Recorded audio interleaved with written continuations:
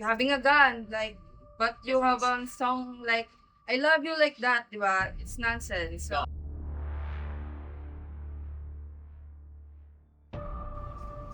Two and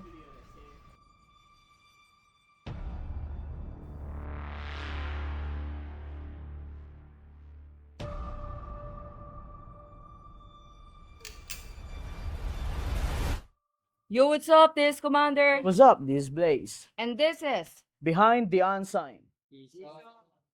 Wala akong pakikahit anong isipin magdasal ka man na apat na punaman namin SDEP, shine bright, na tayo magdasuwabi So size, so sweet, if it have me Stay cool, take it easy, you wanna be me, bitch Likas pa umamaliit nyo, pangungod yan at komento Hanggang sa nagsanga na nga ang mga sungay sinyales sa mga ngiti ko.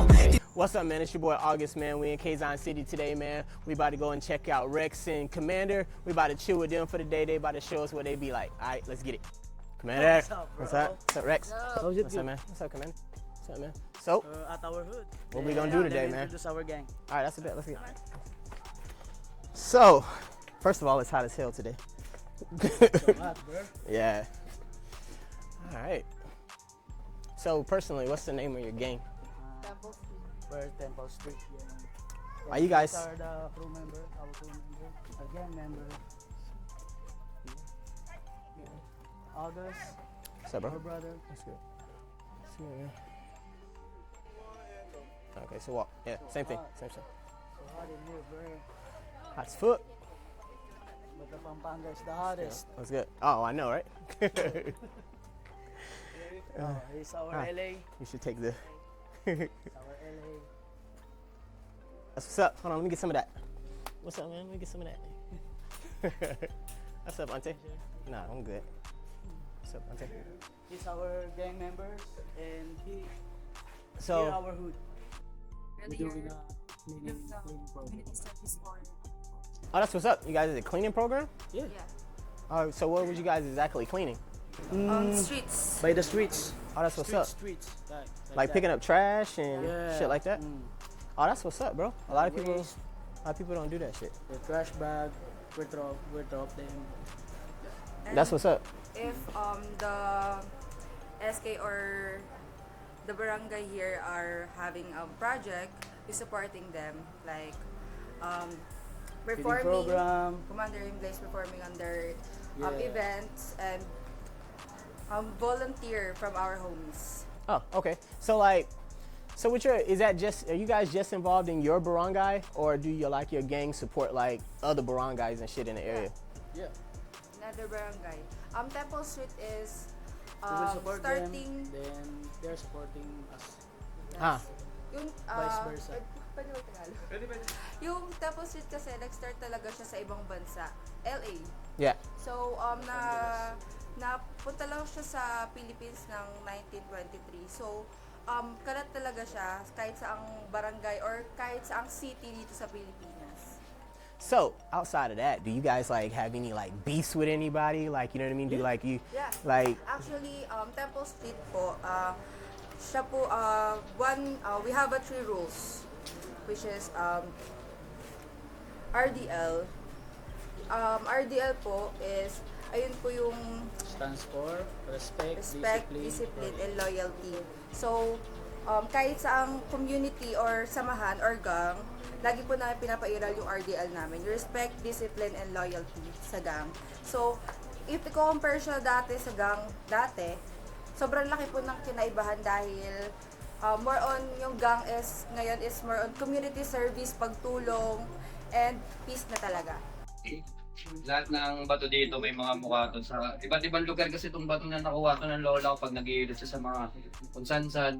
Wala kasi dito yung tinakaso pero may mga sample dito ng mga atin. May mga mukha, saan ba yun? Mga mukha dito eh. Lumahanap eh. Like this. Look, eye and nose and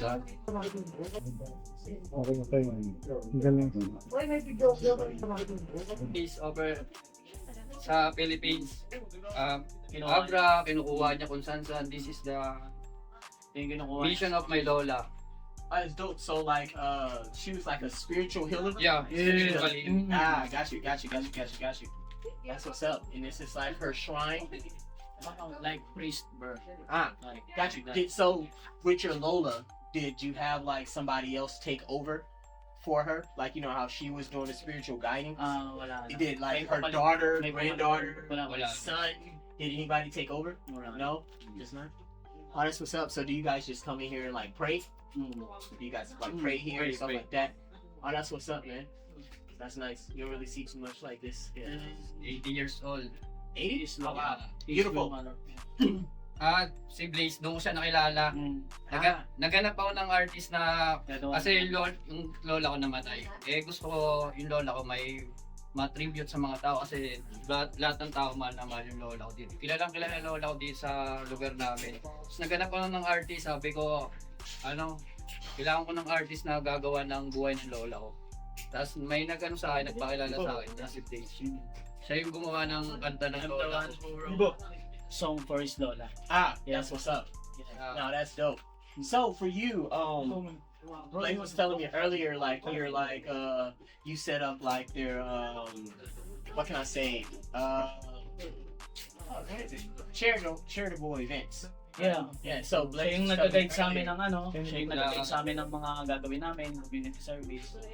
So you set up all the community service stuff for them. So what type of community service events do you like to be a part of? All up around my community, provide a feeding program, other people, other children here, like medicine, other Cleaning their streets. cleaning the street. Yeah. So what got you into it? Was it your Lola that got you into it, or was that just something that you personally wanted to do on your own? Yeah.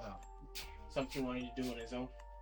That's what's Because up. my lola is one of the best. Ah, Sure.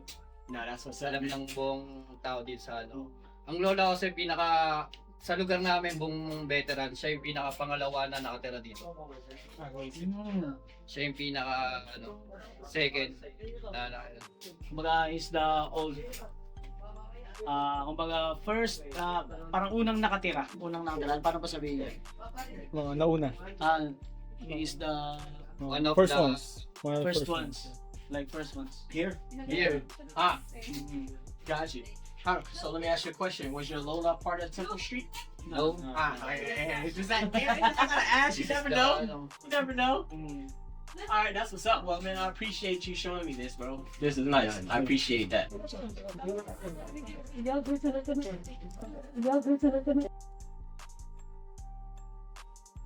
Ang real name ko is Stephanie Faith Bonifacio, and yung stage name ko po is Commander. Before po talaga ako na mag-rap, tinatawag na po yun sa akin talaga. Kasi mahilig ako mag-utos sa mga kaibigan ko. So, tinawag na po talaga yun sa akin. Dinala ko lang po siya sa rap scene. Yun po yung start ng stage name ko. my name is Rex Aaron Restum aka Blaze, and nagsimula ako mag-rap noong 12 years old pa lang ako. When I was 12 years old. Blaze is from Def Jam, you know that game, Def Jam. Hey, Blaze, yeah. Yes, Street yes. fighting, also known as Method Man, right? Yes. Method Man. Kaya doon ko siya nakuha, kaya naging Blaze yung pangalan ko. Anyway, I'm 22 years old. If I'm not mistaken, you guys have been doing music for a while. Like, and I've seen you guys certain places. I've seen, obviously, you guys done television. You guys done a lot of things before. Yeah. So what do you feel like your next step in music is? And what do you feel like is stopping you guys from going to the next level? So stressful. As of now, kasi di pa talaga namin, sobrang di pa namin ma-figure out kung paano pa bumalik muna sa rap scene. Kasi, kagaya ng kakapanganak ko lang. So, parang, mahihirapan kami, of course. Pero, trying our best para makabalik sa kung ano yung sinimulan namin. So, as of now, hindi pa talaga namin ma-figure out kung paano kami makakabalik ulit doon sa spot namin sa rap scene. Oo, kasi upgraded na yung upgraded na yung rap ngayon eh. Hindi namin alam kung ano yung gusto ng tao. Lalo na't ang daming mga genre na yung mga nagsisilabasan, Ang dami ng iba't ibang mga porte ng rap. So, So they are called meta. mm-mm. Song meta.